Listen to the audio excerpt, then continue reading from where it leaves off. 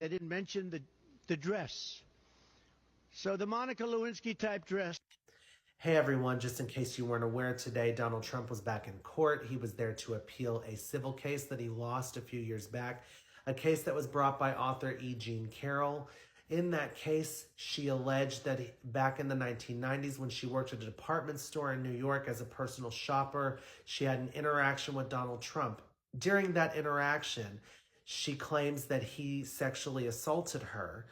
At the end of the day, due to the laws in New York, they found him civilly liable for sexual assault and not rape because she could not state specifically whether she was assaulted with a male member or with just his fingers.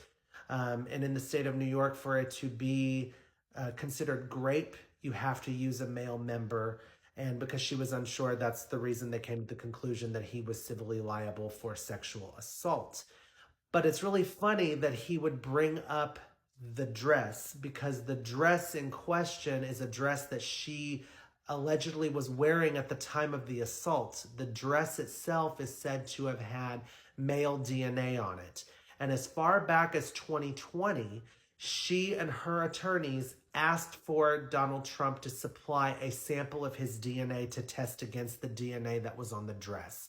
Now, any reasonable person, if you are accused of raping a woman or sexually assaulting a woman and there's DNA that you can compare, you know that you didn't do it, you would supply your DNA. He claims that he hasn't even met her until this trial came up, which we all know is a bunch of BS, because Donald, if you really hadn't met the woman, you would have provided your DNA and proven your innocence, and then nobody right now could be calling you a rapist, because nobody would be able to say that you avoided providing your proof. We're not stupid. I know that many of your supporters are so far up your ass that they don't really care about any of this. They're not going to pay attention to any of this. But the ones that are reasonable, I really hope that you guys see this. I hope that you'll do your own research, but look into it. He had 3 years to supply his DNA, and for 3 years, his attorneys and himself refused to provide that DNA. He did it. We all know he did it.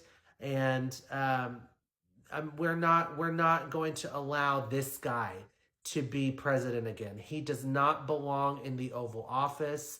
And really, MAGA, this is the best you can do. We're not going back. Kamala Harris, Tim Walz, 2024.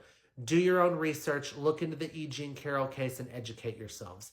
Thank you, everyone, and have a great day.